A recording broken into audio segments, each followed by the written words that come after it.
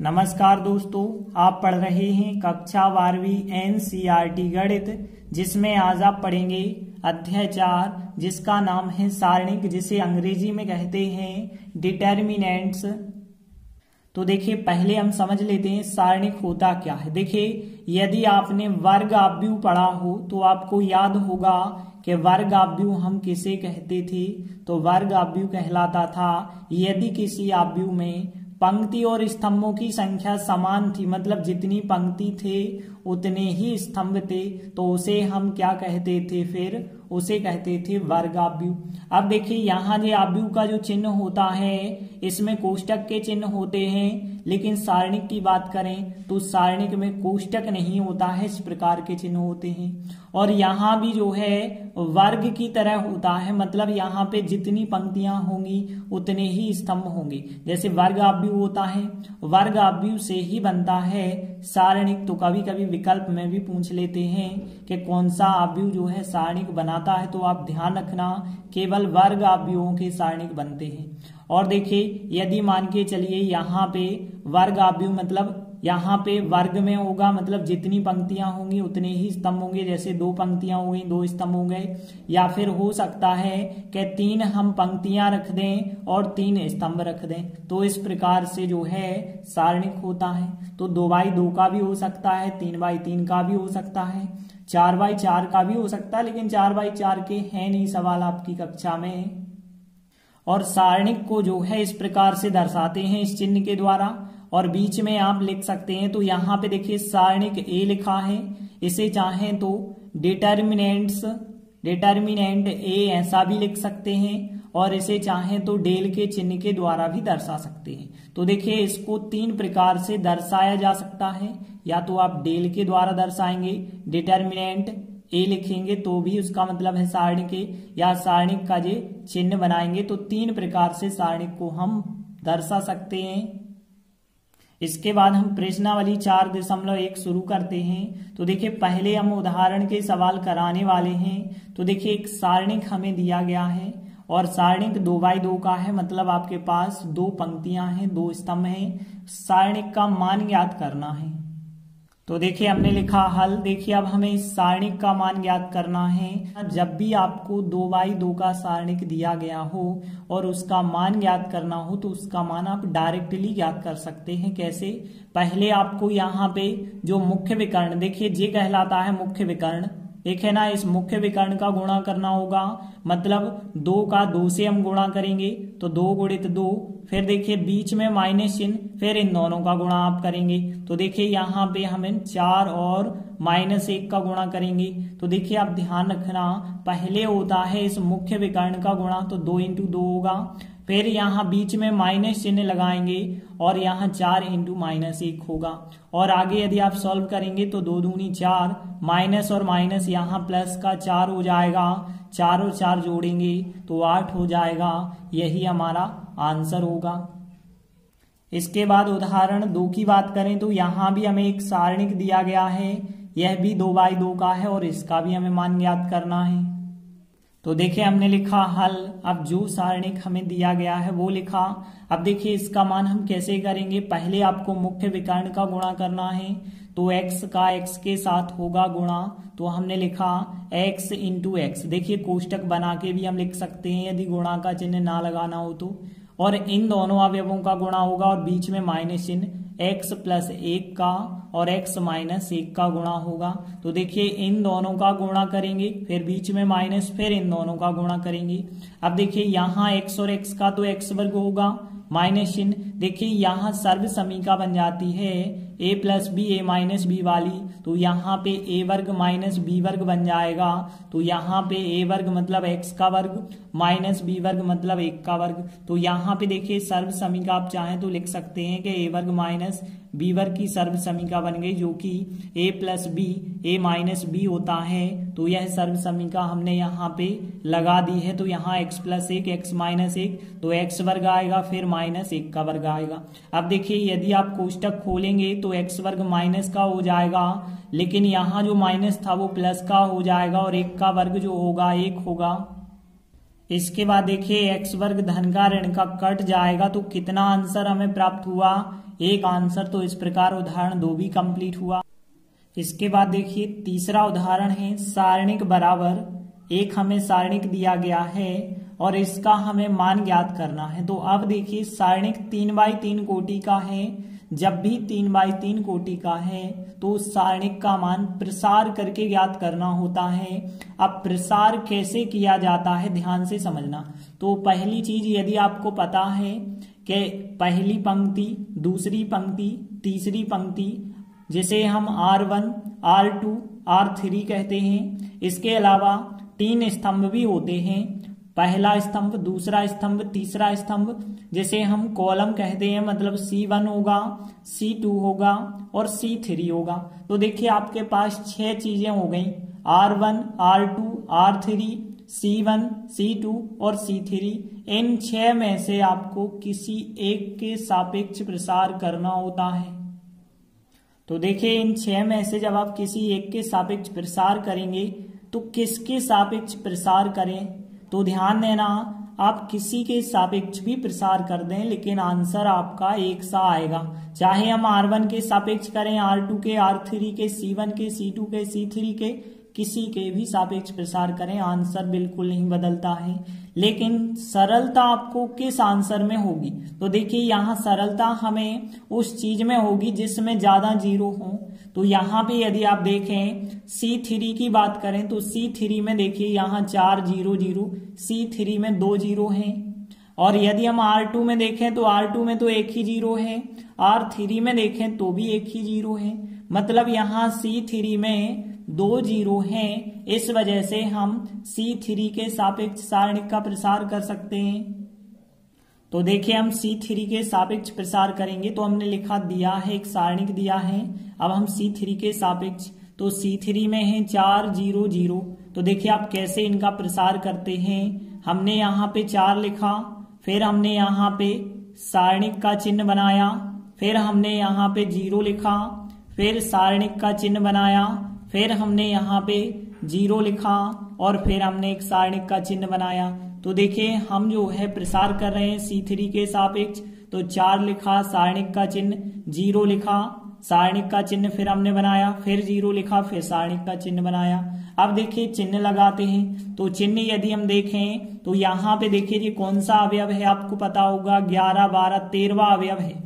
तो देखिए 13वें अवयव की यदि हम बात करें तो देखिए A 13, 3 और 1 होता है 4। तो यहाँ पे सम संख्या आ रही है तो यहाँ 4 लिए जाएंगे प्लस के। यदि यहाँ पे देखें 0 तो देखिए यहाँ 21 22 23 है। तो 23 की यदि हम बात करें तो 23 2 और 3 5 होता है। मतलब यहाँ विषम, तो विषम के स्थान पे ऋण लेना होगा। फिर यहाँ का 0 देखें तो 31 32 33, 33 की बात करें तो 3 और 3 6 होते हैं सम। मतलब यहाँ पे आपको प्लस का चिन्ह लेना होगा। तो देखिए सबसे पहली चीज तो आपको चिन्ह पता होने चाहिए। अब देखिए यहाँ पे ध्यान देना, जब हम इस 4 के सापेक्ष प्रसार करेंगे तो यह लाइन छोड़ेंगे और यह लाइन छोड़ेंगे। तो देखिए हम इस 4 के सापेक्ष प्रसार कर रहे हैं। तो देखिए आपको यह लाइन छोड़नी होगी और यह लाइन छोड़नी होगी। बाकी कौन कौन से अवयव बच जाएंगे आप देख सकते हैं। -1 3 4 1 बचा होगा। तो यहाँ पे हमने लिखा -1 3 और 4 1 यहाँ पे बचा होगा। इसके बाद हम इस 0 के सापेक्ष कर रहे हैं। तो देखिए इस 0 के सापेक्ष जब आप करेंगे तो यह लाइन छोड़ेंगे और यह लाइन छोड़ेंगे। तो देखिए हमने यह लाइन फिर छोड़ी, यहाँ पे यह लाइन छोड़ेंगे और यह लाइन छोड़ेंगे। तो आपके पास बचा होगा 1 2 4 1। इसके बाद देखिए हम इस 0 के सापेक्ष प्रसार करेंगे। तो देखिए यह लाइन आपको छोड़नी होगी और यह लाइन छोड़नी होगी। तो 1 2 -1 3। तो यहाँ पे हमने लिखा 1 2 और फिर -1 3। तो इस प्रकार से प्रसार किया जाता है। तो आपको समझ आ चुका होगा। 4 के सापेक्ष किया तो हमने देखिए यह लाइन छोड़ी, यह लाइन -1 3 4 1 बचा है। फिर देखिए इस 0 के सापेक्ष प्रसार किया है, यहाँ माइनस लिया गया है क्योंकि यह जो है 23वां अवयव है, विषम होता है तो माइनस आएगा। और फिर देखिए इस जीरो के सापेक्ष करेंगे, यह लाइन छोड़ेंगे, यह लाइन 1 2 4 1 बचा होगा। फिर इस जीरो की बात करें 33वां अवयव है, प्लस चिन्ह होगा क्योंकि सम हो रहा है योगफल। अब यहाँ 1 2 -1 3 आएगा। तो इस प्रकार से हमने प्रसार किया। अब देखिए यहाँ पे इनको यदि हम सॉल्व करेंगे तो देखिए यहाँ पे 4 लिखा हमने। देखिए यहाँ 2/2 का कैसे सॉल्व करना है हमने आपको बताया था उदाहरण 1 और 2 में। तो क्या करते हैं आप कि पहले विकर्ण का गुणा करते हैं, तो 1 और -1 का गुणा करेंगे, -1 एक बीच में माइनस चिन्ह लगाते हैं और 3 4 का गुणा होगा तो यहाँ 12 हो जाएगा। और यहाँ पे आप देखिए यदि किसी सारणिक के आगे 0 है तो उसका 0 के साथ गुणा करेंगे तो पूरी संख्या 0 बन जाएगी। यहाँ पे आपको इस सारणिक का प्रसार करने की आवश्यकता नहीं है। और देखिए प्लस यहाँ 0 के सापेक्ष किसी सारणिक का यदि आप प्रसार करेंगे तो यहाँ भी 0 बन जाएगा। तो देखिए सारणिक के आगे यदि 0 लिखा हो तो पूरा आंसर 0, यहाँ भी पूरा आंसर 0 हो जाएगा। 4 यहाँ पे हो गए -13 और देखिए यहाँ पे यदि आप 13 4 का गुणा कर दें तो 52 जो होगा आपका आंसर हो जाएगा। तो इस प्रकार से उदाहरण 3 कंप्लीट हुआ। इसके बाद देखिए अगला उदाहरण दिया गया है चौथा। इसमें भी एक सारणिक दिया गया है और उसका हमें मान निकालना है। तो देखिए यहाँ भी हमें वैसे ही प्रसार करना होगा। तो देखिए हमें दिया गया है सारणिक। अब देखिए यहाँ पे प्रसार हमने 6 चीजें बताई थी, R1 R2 R3 C1 C2 C3, किसी के भी सापेक्ष आप प्रसार कर सकते हैं। तो यहाँ पे हम R1 के सापेक्ष प्रसार करेंगे। तो देखिए R1 के सापेक्ष प्रसार या प्रसरण एक ही बात होती है। तो प्रसार करने पर देखिए अब R1 के सापेक्ष यदि प्रसार करेंगे तो क्या आएगा, यहाँ पे ध्यान देना। R1 मतलब पहली पंक्ति, तो देखिए 0 के सापेक्ष प्रसार करना होगा और एक यहाँ पे सारणिक लिखना होगा। फिर देखिए साइन अल्फा के सापेक्ष हम प्रसार करेंगे तो हमने यहाँ साइन अल्फा लिखा और एक सारणिक यहाँ पे भी आएगा। फिर माइनस कॉस अल्फा हमने लिखा, माइनस कॉस अल्फा के सापेक्ष भी हम प्रसार करेंगे और यहाँ भी एक सारणिक आएगा। अब देखिए इनके हम चिन्ह लगाते हैं। तो यहाँ पे ये कौन सा अवयव है, 11, और 11 की यदि हम बात करें तो 11 में तो 1 और 1 यहाँ पे 2, मतलब यहाँ प्लस चिन्ह आएगा। और यदि हम इसकी बात करें तो ये 12 है, 1 और 2 3 होते हैं, यहाँ माइनस चिन्ह आएगा। और यहाँ यदि 13 की बात करें तो यहाँ पे प्लस चिन्ह आएगा। तो देखिए यहाँ पे इस प्रकार से आपको चिन्ह यहाँ पे लगाने होंगे। तो देखिए यदि आप यहाँ 0 के सापेक्ष करेंगे प्रसार तो देखिए इस अवयव को हम छोड़ेंगे तो बाकी ए लाइन भी छोड़नी होगी, ए लाइन भी छोड़नी होगी। क्या बचा होगा, 0 sign beta minus sign beta और 0 बचा होगा। और आगे यदि आप अब इसके सापेक्ष प्रसार करेंगे तो देखिए आपको यह लाइन छोड़नी होगी और यह लाइन छोड़नी होगी। क्या बचा होगा, minus sine alpha sine beta cos alpha और 0। इसके बाद यदि आप इसके सापेक्ष प्रसार करेंगे तो देखिए आपको यहाँ पे यह लाइन छोड़नी होगी और यह लाइन, तो क्या बचा होगा, minus sine alpha 0 cos alpha minus sign beta. तो देखिए इस प्रकार से आप जो है इन सारणिकों में संख्या लिखेंगे। अब देखिए इसके बाद आप आराम से कर सकते हो क्योंकि आप लोगों ने पढ़ा है 2/2 का कैसे करते हैं। तो देखिए किसी सारणिक के आगे यदि 0 लिखा हो तो उसका पूरा मान फिर 0 हो जाएगा। अब देखिए यहाँ पे हमने लिखा माइनस का साइन अल्फा। अब देखिए यहाँ पे यदि हम इसका प्रसार करेंगे तो हमने बताया पहले आप मुख्य विकर्ण का गुणा करते हैं और बाद में माइनस चिन्ह लगा के इन दोनों का गुणा करते हैं। तो देखिए इन दोनों का यदि गुणा करोगे तो 0 आ जाएगा, फिर माइनस चिन्ह लगा के इन दोनों का गुणा होगा।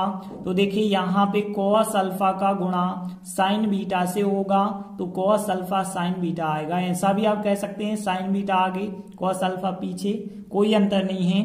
माइनस और प्लस का माइनस चिन्ह और यहाँ पे अब चल रहा है कॉस अल्फा। अब देखिए यहाँ पे क्या आएगा, देखिए पहले आपको इन दोनों का गुणा करना है तो माइनस माइनस प्लस के हो जाएंगे, यहाँ पे sine alpha sine beta plus के हो जाएंगे। फिर इन दोनों का गुणा करोगे और माइनस चिन्ह लगाओगे, इन दोनों का गुणा 0 हो जाएगा। तो इस प्रकार से आपसे बन जाएगा गुणा करते। और आगे यदि आप देखें तो 0 तो अब लिखने की आवश्यकता ही नहीं है।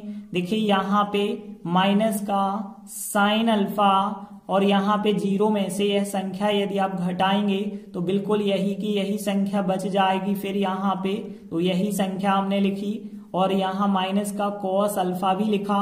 इसमें से यदि आप 0 घटाएंगे तो बिल्कुल यही संख्या यहाँ पे बची रहेगी, तो बिल्कुल हमने यही संख्या लिखी। फिर अब देखिए यहाँ साइन अल्फा का गुणा इससे होगा तो देखिए माइनस और माइनस तो प्लस हो जाएगा।